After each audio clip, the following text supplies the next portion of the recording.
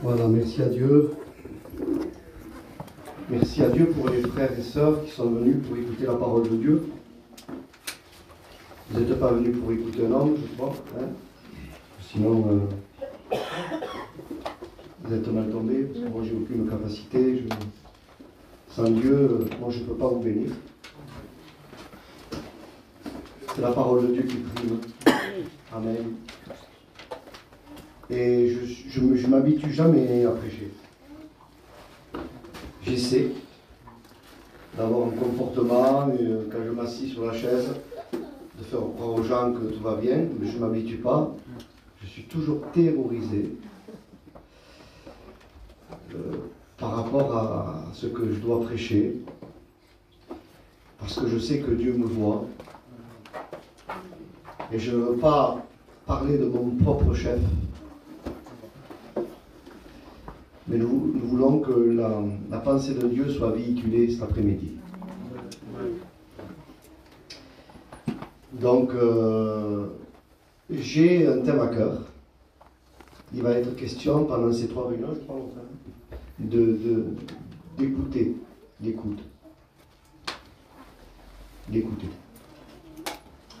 Nous verrons certainement demain matin, si Dieu le permet, quelle est la véritable écoute.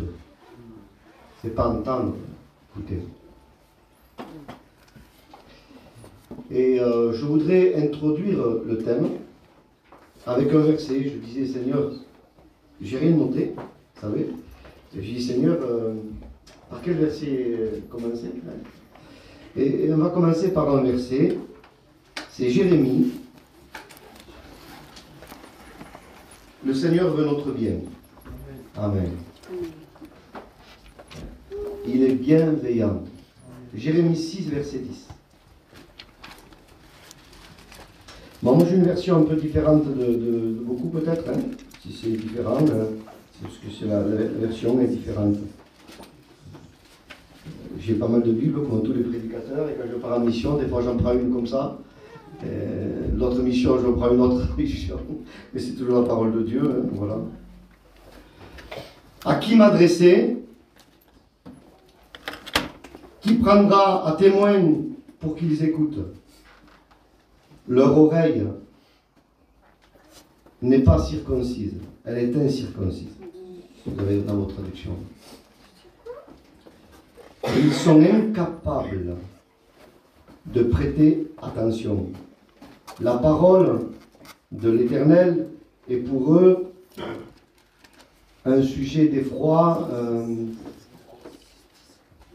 comment dire, une offense dans le texte hébreu. C'est quelque chose qui les offense. C'est-à-dire on le prend mal. On ne prend pas bien ce que Dieu nous dit. Vous avez vu quand vous parlez à quelqu'un, parfois on parle pour le bien, et la personne le prend mal de suite.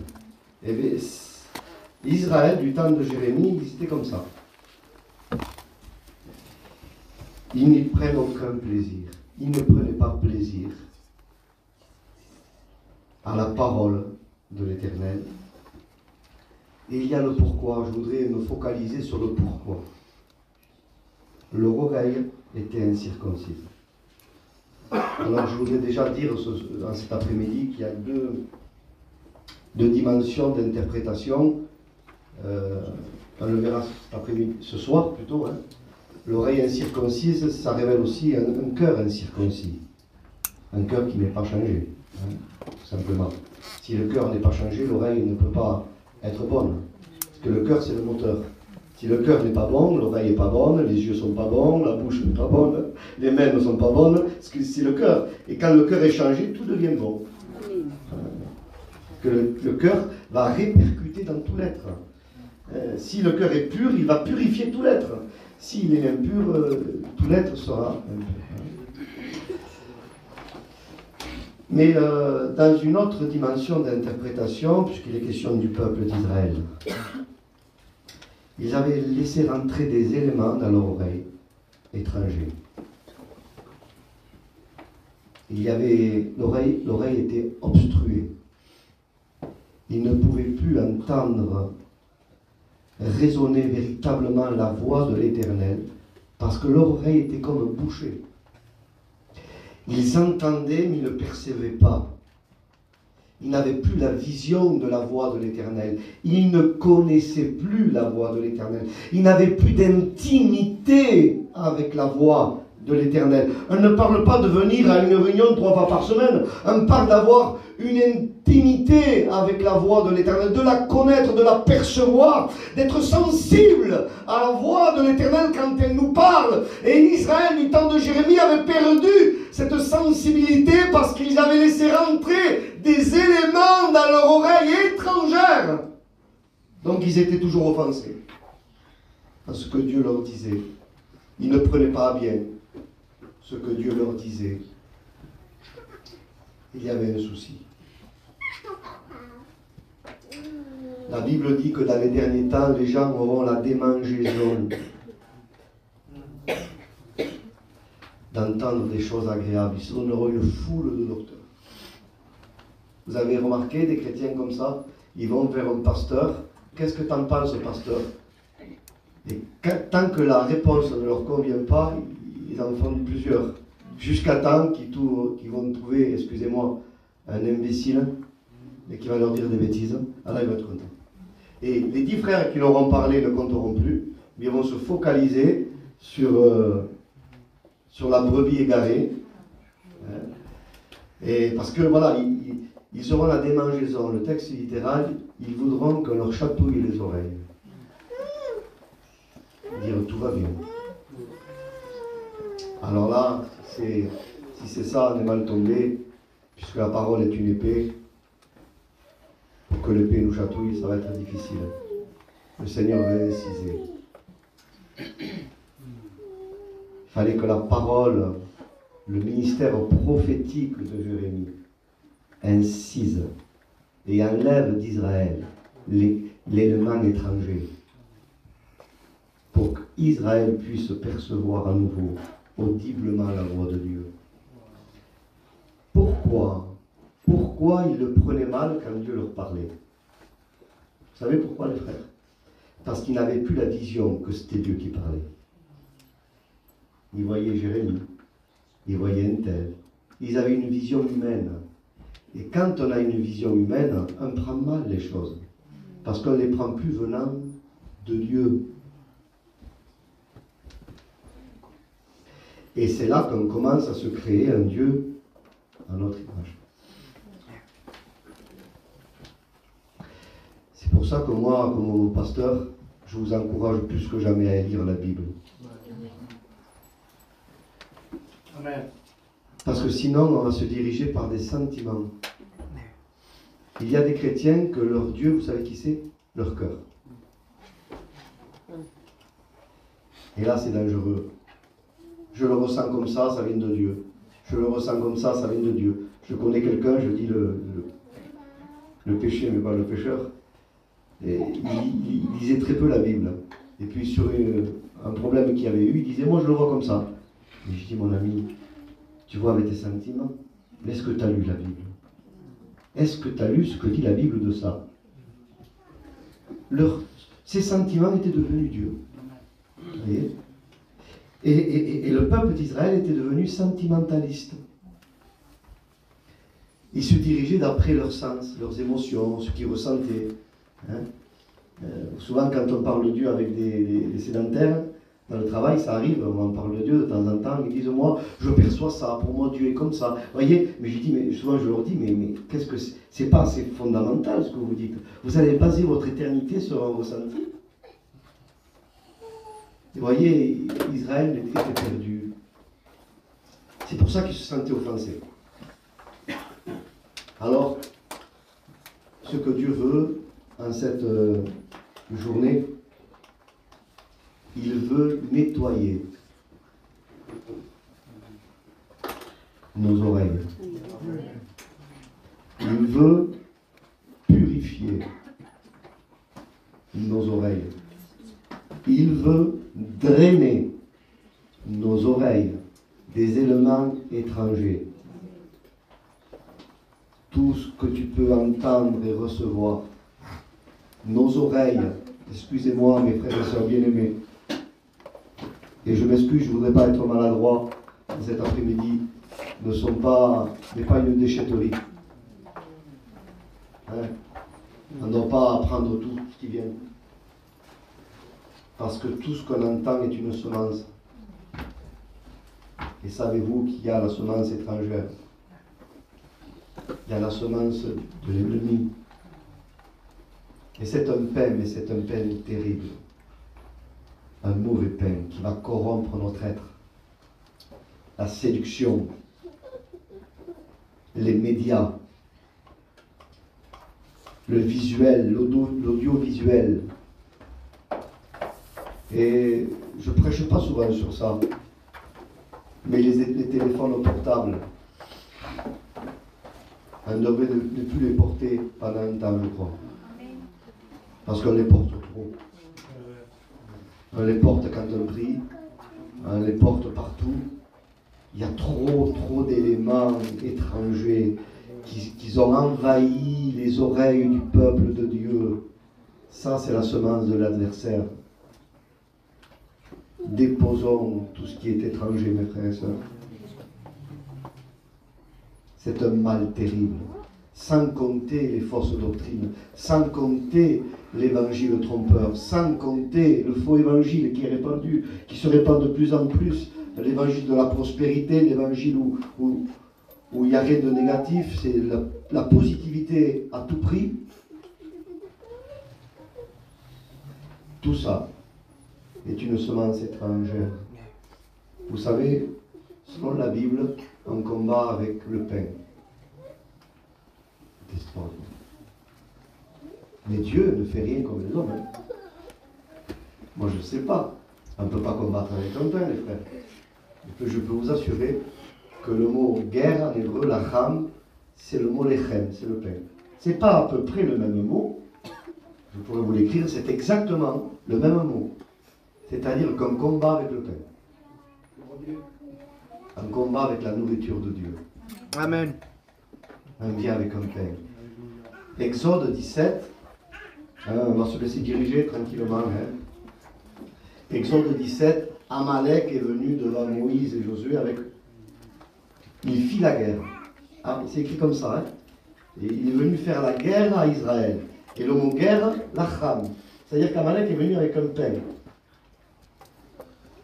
Entre guillemets, Amalek, valeur numérique 248, la même valeur numérique du mot Safek, le doute.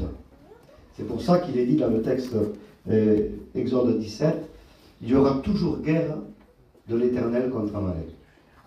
De génération en génération. À perpétuité, mais qu'est-ce qu'il a cet Amalek pour qu'il y ait toujours guerre? Quand on voit la statue de Daniel, hein, il y a Nebuchadnezzar, c'était la tête d'or. Il a passé Nebuchadnezzar, après ça a passé aux Mèdes et aux Perses, après ça a passé, après c'était les Grecs, après ça a passé, après c'était Rome, ça a passé. Si vous voulez, les ennemis n'ont jamais subsisté, il n'y a qu'Amalek qui subsiste. Parce qu'Amalek est significatif du doute. De l'élément étranger qui veut venir corrompre, du faux. Alors vous savez, Moïse était sur la montagne, il devait lever les mains. Vous savez qu'Aaron et Hur l'ont aidé. Et toi, tu n'as pas besoin d'être aidé. Hein? Tout seul, tu y arrives seul. Dieu ne veut pas comme ça. Je vous pose une question. Est-ce que Dieu n'aurait pas pu faire que Moïse n'ait pas besoin d'Aaron et Hur? Mais bien sûr que oui. Dieu aurait très bien pu fortifier le corps de Moïse et dire ah, lève les mains et Moïse ne pas être fatigué. Dieu aurait pu le faire, mais Dieu ne veut pas. Parce que si Moïse n'a plus besoin de ses frères, il devient un pape. Et Dieu ne veut pas ça. Dieu veut qu'on soit dépendants les uns des autres. Amen. Parce que Dieu nous dit que nous sommes un corps. On ne peut pas faire ce qu'on veut dans le corps de Christ. Je veux répéter ça. On ne peut pas faire ce qu'on veut dans le corps de Christ. Écoute bien, c'est interdit de faire ce qu'on veut dans le corps de Christ. Dans le local, les frères, on peut vivre comme on veut dehors, on vient dans le local. Le local ne va pas nous tomber sur la tête. Hein. Mais dans le corps de Christ, on ne peut pas parler comme on veut. Dans le corps de Christ, on ne peut pas aller où on veut. Dans le corps de Christ, on ne peut pas s'habiller comme on veut. Dans le corps de Christ, on doit se soumettre à la loi qui est dans le corps. Amen. Et la loi qui est dans le corps de Christ, c'est la sainteté. Amen. Car la sainteté convient à sa maison. Amen. Et la maison de Dieu, savez-vous qui c'est? C'est Christ. Amen. Il est la maison de Dieu. Ésaïe 8, verset 14, prophétisait sur le Messie, et il disait, le Messie sera pour vous un sanctuaire, une maison. Psaume 90, verset 1er, il dit que c'est Moïse qui va dire, tu as été pour nous, Maon, une habitation. Jean 2, verset 19 à 21, il dit que détruisez ce temple et en 3 jours je le rebâtirai. Il parlait de son corps. Vous êtes avec moi? Amen. Amen. Apocalypse 21, verset 22, il dit que la nouvelle Jérusalem n'a pas besoin de temple, mais Dieu et l'agneau sont leur propre temple. Son propre temple, littéralement.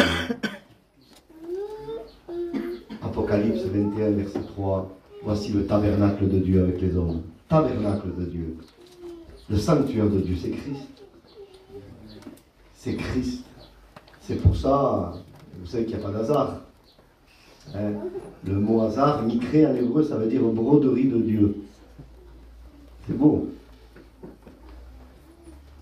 Ce qu'on appelle le hasard est une broderie de Dieu.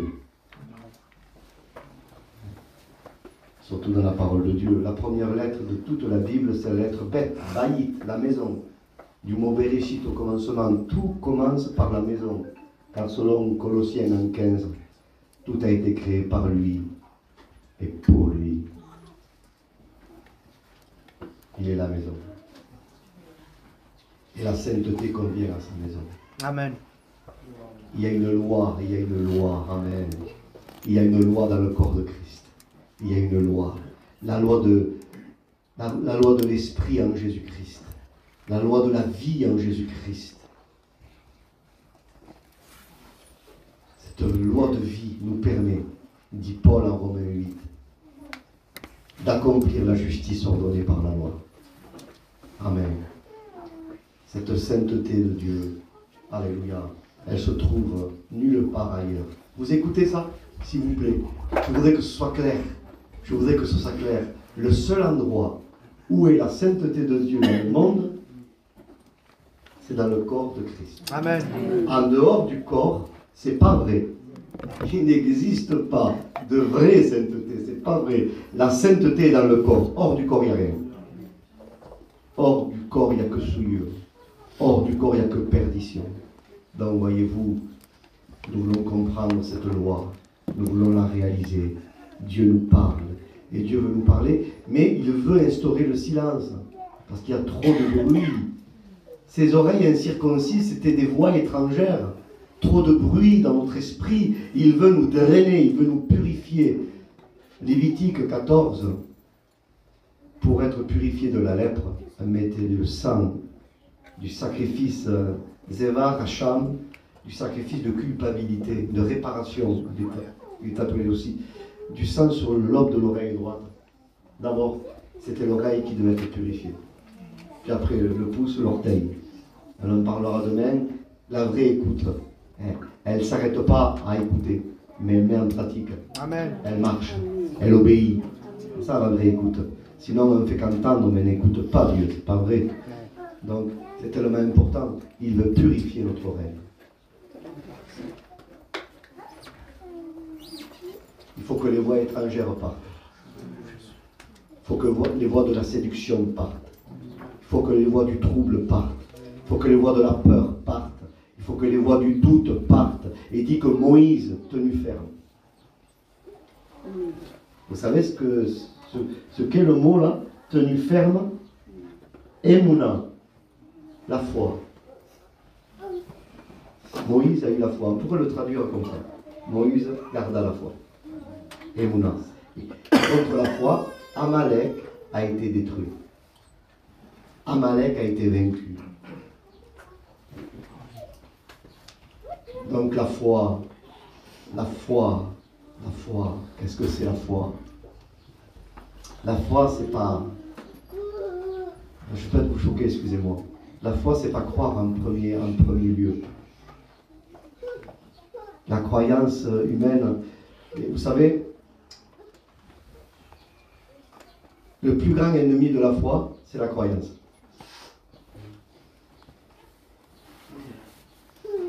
Parce que la croyance, c'est le tout habillé en croyant. La croyance est humaine, religieuse. Elle est profane. Tout le monde croit, vous avez vu, hein, on voit quelqu'un dans la rue, je suis croyant mais pas pratiquant, ça veut strictement rien dire. Ça veut rien dire. L'homme peut croire, mais c'est flou de croire. La foi, c'est je sais. Amen. C'est l'excellence de la croyance, c'est je sais. C'est pas je crois. Je vous donne un exemple. Vous voulez un exemple? Je croise quelqu'un dans la rue, là je ne connais pas, Kevin. Et il me dit, demain, il y a le confinement national. Je ne le connais pas, je ne sais pas qui il est. Il passe sur un vélo, comme ça. Je crois ou je ne crois pas. Et quand quelqu'un m'a posé la question, je veux dire, je crois. On m'a dit que demain, il y a confinement national. Maintenant, semblerait-il. Mais si je vois le président Macron, officiellement avec le costume, dire à toute la France, demain confinement national, tu ne vas pas dire je crois qu'il y a le confinement national, tu vas dire je sais. Demain il y a le confinement national. C'est tellement clair, vous savez pourquoi? C'est par rapport à la crédibilité de celui qui nous donne l'information. Amen. Israël ne croyait plus que Dieu lui parlait. Donc ils étaient sur une croyance. Mais quand on est clair dans notre esprit, quand le Seigneur va épurer notre écoute, on va ressentir et on va comprendre que Dieu nous parle. Si on réalise que c'est Dieu, là, il n'y a plus de problème. Amen. On sait. Qu'est-ce qu'a dit Job? Vous savez, Job, si on lui dirait qu'est-ce que tu ressens? Parce qu'aujourd'hui, c'est souvent ça. Moi, je ressens. J'ai très peur de ça. Vous ne pouvez pas vous imaginer comment j'ai peur des chrétiens qui se dirigent par je ressens. Je crois que Dieu m'a dit. C'est très dangereux. Je ne dis pas que Dieu ne veut pas parler, hein, mais il ne faut pas baser notre vie chrétienne sur ça. C'est pas assez solide, les frères. Alors, s'il m'aurait dit à Job, qu'est-ce que tu ressens, qu'est-ce que tu vois? Le pauvre. Il voyait que la misère et il ressentait que la misère. Mais vous savez ce qu'il va dire? Je sais. Comme mon Rédempteur est vivant. Il ne dit pas je crois, je sais. C'est une certitude. Et la foi, Hébreux 10:17 vient de ce qu'on entend. Amen. Et ce qu'on entend vient de la parole de Dieu. Amen. On ne veut pas une autre bouche que celle de Jésus. Je ne sais pas si vous êtes d'accord. On ne veut pas une bouche étrangère. La Sulamite avait compris. Elle dit au bien-aimé qu'il m'embrasse. Mais attention, des baisers de sa bouche. Je veux aucune autre bouche que la sienne.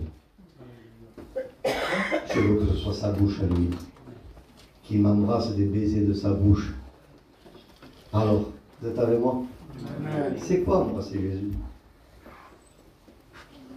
Vous avez vu, nous, on est un peuple très sentimentaliste, on est comme ça. Hein?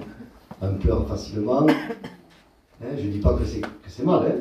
Mais c'est pas tout de pleurer. Hein? Orpa, elle a pleuré, mais elle n'a pas suivi Naomi. Hein? Pourtant, elle a pleuré. Peut-être Orpa l'aurait baptisé. C'est vrai, les frères. Mais moi, je suis avec tout le monde à moi. Et elle pleure, elle est touchée dans son cœur. C'est bon. C'est contradictoire parce qu'elle pleure, elle s'en va. Elle s'en va en pleurant. Elle s'en va en s'éloignant de la volonté de Dieu. Elle s'en va dans un pays étranger, avec des dieux étrangers. Mais elle pleure. Tandis que Ruth, elle s'est attachée. Amen. Le mot foi, c'est un autre thème, hein. Vous savez ce que ça veut dire? Les poteaux de la porte, ce qui est solide. Ça veut dire être endurant, être solide, être permanent, être stable, être fort. Parce que la foi, ça n'a rien à voir avec la croyance. Hébreux 11, verset 1er. La foi est une ferme assurance des choses qu'on espère. Et une démonstration. Vous avez vu? S'il y a l'assurance, il y a la démonstration. Je vous pose une question. Peut-on être plus sûr que sûr?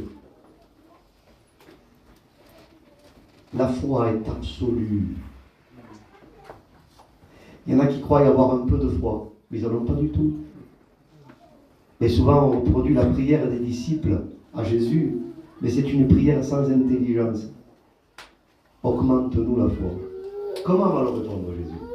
Jésus a une façon de le reprendre extraordinaire. Il veut dire, augmente-nous la foi, c'est-à-dire, tu crois en avoir. Mais moi je vous dis que si tu aurais la foi comme un grain de moutarde, ça te serait suffisant pour dire à cet arbre, cette montagne, de se déraciner et de se jeter dans la mer. La foi est une ferme. C'est la nature de la foi. Ferme assurance des choses qu'on espère. Et quand il y a l'assurance, il y a automatiquement la démonstration extérieure. C'est pas l'extériorité qui fait l'intériorité.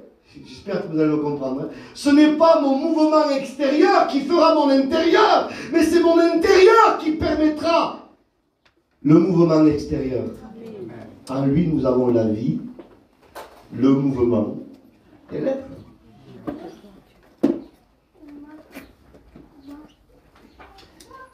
La foi est l'hypostase des choses qu'on espère.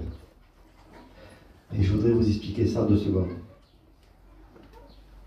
Mais avant, je voudrais vous dire que Philippiens 2,13, c'est lui qui met en nous le vouloir et le faire. Et ça aussi, c'est un rapport avec la foi. Si je veux, je vais faire. Mais parfois, on croit vouloir, on ne veut pas. C'est un faux vouloir. Je veux, mais tu ne fais jamais. Pose-toi la question si tu veux vraiment. Non? Je ne sais pas ce que vous en pensez, moi. Je veux, je ne fais jamais. Donc, au bout d'un moment, je me demande, est-ce que je veux vraiment? Parce que si je voudrais, je ferais. Amen. Je détends un peu l'atmosphère. Il y a quelqu'un, ça fait à peu près, les frères, 20 ans, qui me dit, Tuerto, je veux t'inviter à manger chez moi. Je te ferai voir ma propriété. Il me dépeint la journée, ça fait 20 ans. Je l'attends toujours. Je me demande s'il veut. S'il n'y a pas le faire, on ne veut pas. C'est vrai. Paul disait en Romains 7, quand je veux faire le bien, le mal est attaché à moi. Parce que Romains 7, Paul parle de son état avant la régénération. Il croyait vouloir, mais il a été délivré en Romains 8. En Romains 8, il dit désormais, par l'esprit de vie en Jésus-Christ, nous accomplissons la justice ordonnée par la loi. Et oui, c'est la victoire. En Romains 8, il accomplit. En Romains 7, il n'accomplit pas. Parce que le vouloir religieux, le vouloir de la croyance ne veut pas. Il n'y a que la foi qui vous permette de vouloir. Amen. Et de faire. Alors, je vous ai préparé le terrain pour vous dire. Romains 11, Hébreux 11, verset 1er, la foi est une ferme assurance et elle est l'hypostase. La foi est une ferme assurance des choses qu'on espère. Elle est l'hypostase des choses qu'on espère. L'hypostase, hypostasis. On retrouve le parallèle, soyez là, ne perdez pas un fil. D'Hébreux 1, verset 3, il dit que Jésus est le rayonnement de la gloire de Dieu et l'empreinte de sa personne. Le vrai texte, il est l'empreinte de l'hypostase de Dieu. Et l'hypostase, hypo, mon fils a du diabète, c'est ce que c'est l'hypo. C'est quand tu es en dessous. L'hypo, c'est ce qui est caché, mais ce qui est invisible. C'est la substance invisible de Dieu. Jésus est la manifestation de la substance invisible de Dieu, parce qu'il est l'image du Dieu invisible. Amen. Alors si je fais le parallèle avec Hébreux 11, verset 1er, et Hébreux 1, verset 3, la foi, c'est recevoir, parce qu'elle est l'hypostase, c'est recevoir le caractère invisible de Dieu en moi. C'est pour ça que la foi est fidèle, la foi obéit, la foi aime la sainteté, la foi aime la vérité. Ça n'a rien à voir avec une croyance. La croyance, c'est une fausse foi. Une fausse foi est un doute déguisé en croyant. Comme un faux chrétien qui est déguisé en chrétien. Je crois qu'il est temps de faire bas les masques et de devenir devant Dieu tel que nous sommes. Une oreille incirconcise. Alors, je voudrais préciser quelque chose. Suivant ce qu'on accepte à recevoir, on peut passer de l'état de la foi à la croyance. Et quand on est dans la croyance, vous êtes avec moi? On n'est pas loin du péché. Mais vraiment pas loin.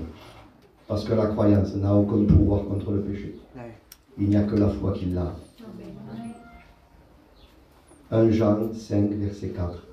Il dit que tout ce qui est né de Dieu triomphe du monde. Et la victoire qui triomphe du monde, c'est notre foi.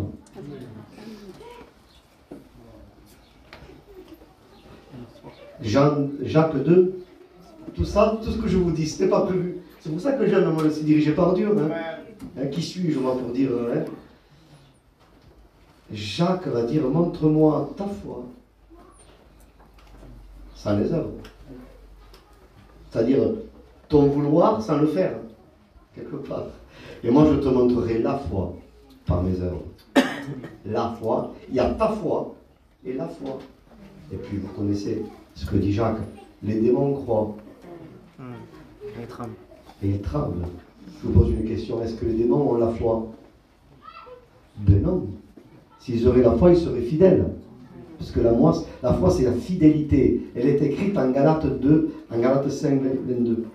La fidélité, c'est le mot pistis, c'est la foi. Amen. Être fidèle. D'ailleurs, être incroyant, c'est être infidèle. C'est le même mot. Si je n'ai pas la foi, je suis infidèle. Donc les démons ne sont pas fidèles. Ils n'ont pas la foi. Ils croient. Ils savent qu'il y a un Dieu. Mais c'est tout. Ils n'ont plus le caractère divin en eux. Ils l'ont eu. Ils l'ont plus. Donc c'est tellement important tout ça. C'est pour ça qu'il faut s'attacher à la Bible. Pas de dogme. Si on passe par un dogme religieux, on va tomber sur la croyance. Et moi je vois les gens qui fouillent sur Google, sur YouTube. Excusez-moi, hein, vous êtes là? Je ne suis pas trop lourd pour le moment. Hein. Ils fouillent sur Google, sur YouTube. Et ils croient être convaincus. Alors ils me parlent. Moi souvent ils me disent, moi je crois ça. Mais tu vois qu'ils ne croient pas. En fait. Enfin, ils croient, mais c'est pas ferme. Il n'y a pas de conviction. Parce qu'ils sont passés sous la croyance. Parce que la foi ne veut pas du dogme. La foi de la Bible. Si elle pouvait faire parler la foi, elle nous dirait, arrête avec ton dogme, arrête avec tes YouTube. Moi je veux la Bible. Moi je ne me repose que sur la Bible. C'est pour ça qu'il y en a qui tombent dans le péché. Parce qu'ils transitent de la foi à la croyance. Ils font naufrage. Parfois sans le vouloir. Ou sans le percevoir plutôt. Parce que la croyance est la transition. Vous êtes avec moi? La foi, la croyance, la chute. La foi et la croyance c'est la transition. Elle veut nous faire croire qu'on est encore dans la foi. Et on fait comme Samson. Je croyais que Dieu était encore avec moi. Qui me délivrerait comme les autres font. Mais la croyance, c'est là où on n'aime pas, c'est la foi. Alors, curieusement, soyez avec moi, c'est le même mot en grec. C'est pour ça que C'est un mot profane, pistis, à l'employer pour des choses profanes, hein, vous comprenez, pour des choses humaines. Mais comment décrire la foi? Vous voulez que je vous dise? Il n'y a pas de mots dans le français pour décrire, ni dans le grec, ce qu'est la foi. Vous savez où c'est qu'on le trouve? Juste la vraie compréhension de la foi, c'est dans l'hébreu. Il n'y a que, je voudrais votre attention s'il vous plaît, je voudrais votre attention, il n'y a que dans la langue hébraïque qui nous révèle vraiment ce que c'est la foi. C'est pour ça qu'il faut aller à l'origine. Et dans le grec, pistis veut dire aussi fidélité.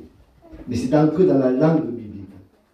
Mais le même mot peut désigner la croyance et la foi. Tout dépend dans quel contexte ça se passe. Voyez-vous, donc, c'est pour ça que je vous ai dit tout ça. Il faut que nos oreilles soient ouvertes à la voix de Dieu. C'est tellement important. Être solide, c'est être dans la foi. C'est recevoir ce qui vient de Dieu. Donc Dieu veut drainer notre écoute des éléments étrangers. Il veut nous vider de la croyance. Voilà. Il veut nous vider de la religiosité. Voilà. Parce que le religieux, la connaissance, ça n'a rien à voir. Or, la vie éternelle, c'est qu'ils te connaissent. Amen. Donc, le religieux, vous savez comment on le dit en hébreu, date. La connaissance, on dit date. C'est à peu près pareil, mais sauf qu'il y a une lettre en plus. C'est la lettre Aïn, la source. L'enfant de Dieu à la source, on connaît. Le religieux est quelqu'un qui croit sans la source. Il n'y a pas de ressources dans la croyance. Il n'y a que de la foi. Et c'est pour ça que l'excellence, Paul le donne. La foi ne vient pas de nous. La croyance vient de nous. C'est pour ça que vous voyez que tous les êtres humains de cette planète, ils croient en quelque chose. Même les athées. Vous savez ce qu'ils disent? Je crois en rien.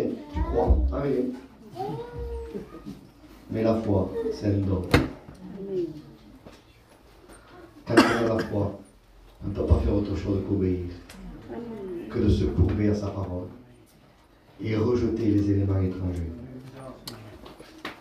Alors, ce que Dieu veut instaurer, c'est le silence dans nos cœurs, dans notre écoute. Il veut nous purifier. Veux-tu, et moi avec toi, hein? Attention, hein? C'est facile de parler, vous savez. Je dis ça entre guillemets. Ne jaugez pas votre vie chrétienne dans ce que vous allez dire.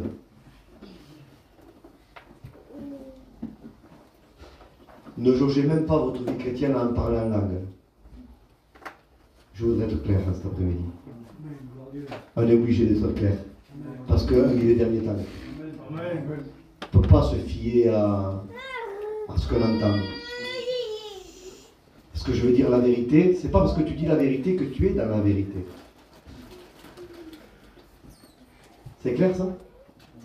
Je te promets que c'est pas parce qu'on dit la vérité qu'on est dans la vérité. C'est pas un bon critère. Hein? Et vous voyez bien que même l'adversaire dit des versets de la Bible. Oui.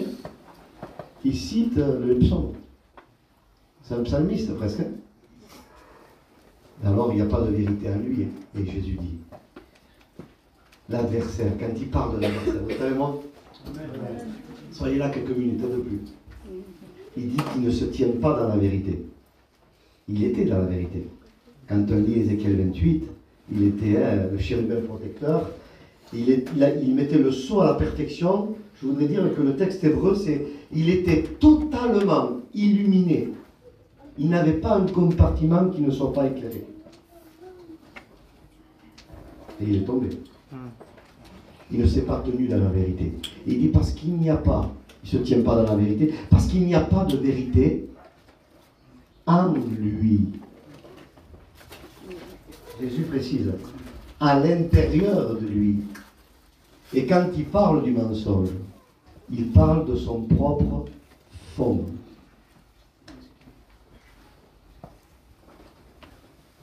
Ça veut dire que... Ça veut dire ce que ça veut dire. David dira à juste titre, à juste raison. Dans le psaume 51. Tu veux que la vérité soit au fond du cœur. Pas que là, mais que la vérité soit au plus profond du cœur. Que la vérité règne en nous. Amen. Avant qu'elle soit là, qu'elle soit au fond. Amen. Amen. Un évangile de profondeur. Où on se tait, mais on accepte. Où on reçoit la parole de Dieu. Où on se soumet à notre propre volonté. On soumet notre propre volonté aux paroles qui sortent de sa bouche. Alors, à juste titre, qui m'embrasse des baisers de sa bouche? Mais embrasser Jésus, c'est pas rien. Hein? Avec notre sentimentalisme, nous, on voudrait tous embrasser Jésus. On dit à un auditoire de 5000 personnes, qui c'est qui va embrasser Jésus? Tout le monde. Mais embrasser Jésus, selon Apocalypse 1, Apocalypse 19, de sa bouche sort une épée. S'ils embrassent la bouche de Jésus, c'est accepter d'embrasser l'épée. Quelque part, embrasser Jésus, c'est vouloir mourir. Embrasser Jésus, c'est accepter de mourir à nous-mêmes. Amen. Amen. Et oui, c'est ça, embrasser Jésus. On voudrait embrasser Jésus comme ça, nous garder notre vie. Non, il y a des conséquences. Les baisers de Jésus ont une conséquence. On ne sort pas indemne d'un baiser de Jésus. On ne ressort plus pareil une fois qu'il nous a embrassés. Ah non, ceux qui ont été embrassés par Dieu, ça se voit. Ils sont frappés par l'épée. Amen. Amen. Aujourd'hui, on voudrait plus l'éponge que l'épée. On voudrait plus les chatouilles que l'épée. Pourtant, c'est l'épée qui dirige, qui opère, qui draine l'oreille incirconcise, qui retranche l'élément étranger. Oh Seigneur, que Dieu le fasse en cet après-midi. Nous ne voulons pas assister à une réunion de plus. Seigneur, tu reviens. Retranche les éléments étrangers dans mon oreille. Épure ma vie. Que ton sang vienne. Amen. Purifier taer, en grec kataros, cathéter, ce qui draine. C'est les impuretés partent quand le cathéter, vous avez vu. Il veut vider notre écoute des éléments étrangers. Tant que ce n'est pas vidé, on n'arrivera pas à recevoir. Souvent les gens veulent être remplis. Mais le Seigneur nous dit, tu veux être rempli, laisse-moi te vider. Parce que la parole vide est remplie. Jérémie 1, verset 10.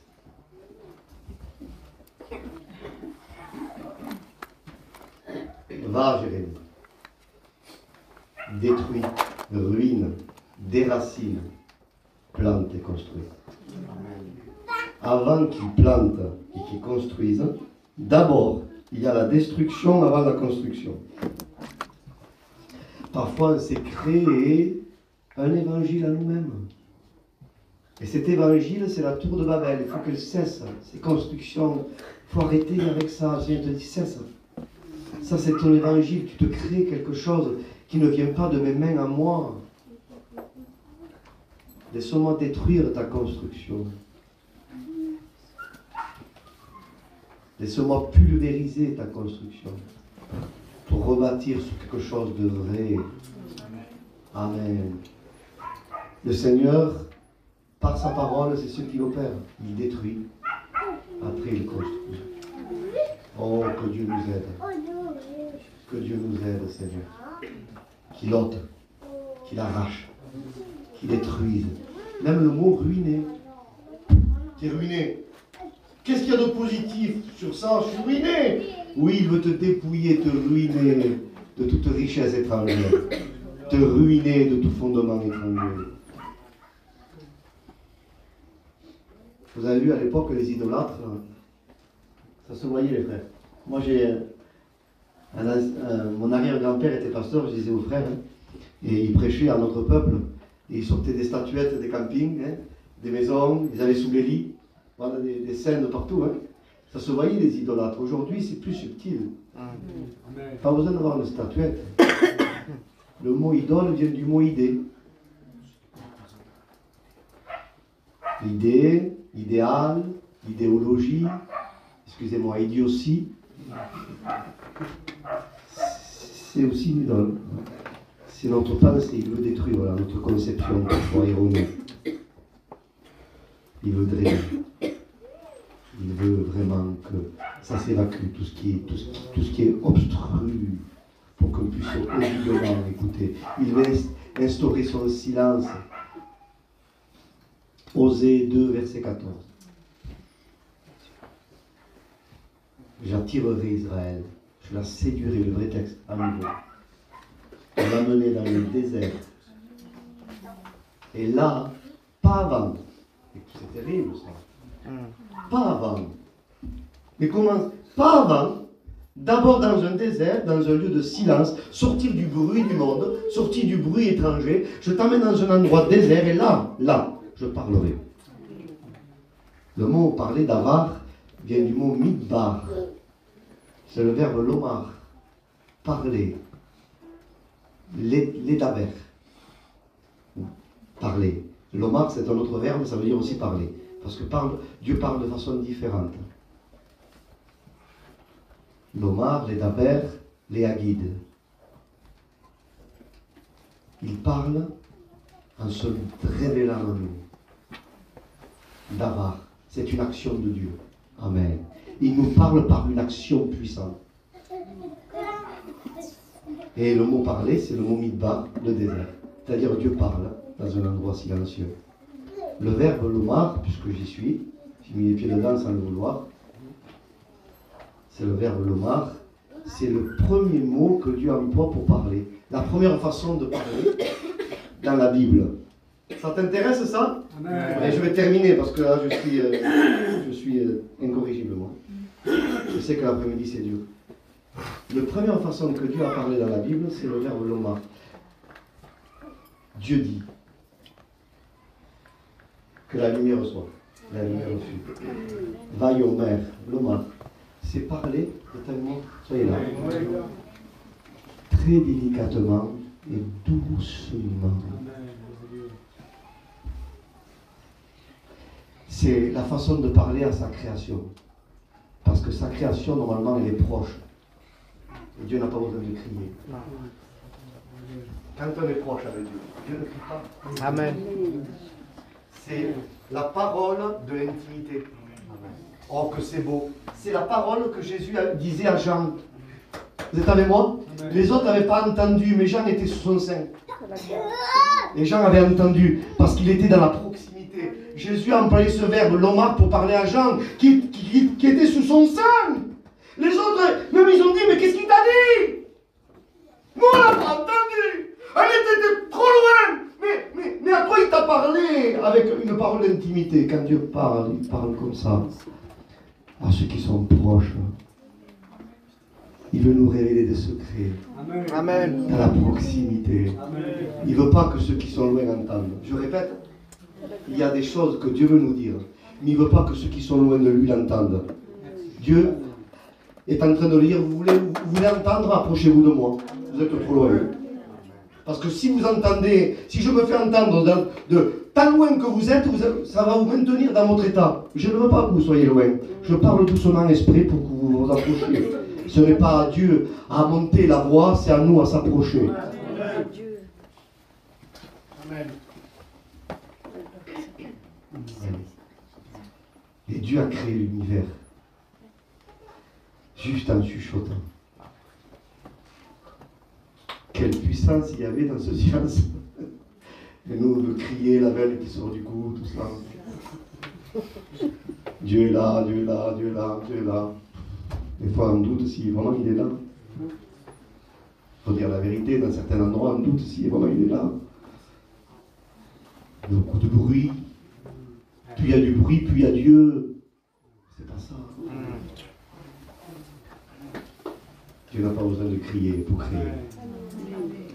Il parle doucement. Que Dieu puisse nous parler doucement. Au temps de Jean-Baptiste, il fallait que Dieu crie. Matthieu 3, écoutez, c'est terrible. Israël était trop loin. Il dit que Jean était la voix de celui qui criait dans le désert. C'est pas Jean qui criait, hein. C'est pas marqué comme ça, je peux vous assurer. Jean n'était que la voix de celui qui criait dans le désert. Celui qui criait, c'était Dieu. Parce qu'Israël était trop loin. Et donc il emploie le verbe léagide pour parler fort. Parce qu'ils étaient trop loin, et puis Dieu sort d'un silence de 400 ans. Dieu ne parlait même plus. Et Jean a été le ministère par lequel Dieu a pu sortir d'un silence de 400 ans. Je comprends qu'il crie. 400 ans, ça ne veut rien dire. Qu'est-ce qu'il devait entendre Dieu en Israël? Que des bêtises qu'il devait entendre. La patience de Dieu. Dis rien, dis rien, dis rien, dis rien. Il y avait trop de bruit étranger à Jérusalem, trop de bruit religieux, trop de croyances religieuses, trop de conceptions évangéliques religieuses. Et les gens parlaient trop, parlaient trop, parlaient trop. Et Dieu leur dit, mais c'est comme il dirait, mais vous parlez trop, je me tais. Parlez alors. Égarez-vous. Égarez-vous. Un évangile humain. Des méthodes humaines, des méthodistes. Des chrétiens babyloniens qui veulent construire une tour pour toucher eux-mêmes le ciel. Un évangile industriel, où les chrétiens ne sont plus des pierres, mais sont des briques. L'industrie de l'homme. Et il trouve un homme qui accepte de se couper de tout et d'aller dans un désert de Judée. Et Dieu dit, ça y est, là je peux sortir de mon silence. Et Dieu crie. Il veut nous suivre, il veut nous amener dans le désert. Et dans Marc 8, je vous dis ça juste comme ça, on va finir. Il y en a assez. Cet après-midi. Dans Marc 8, il dit, vous vous souvenez de l'aveugle de Bethsaïda?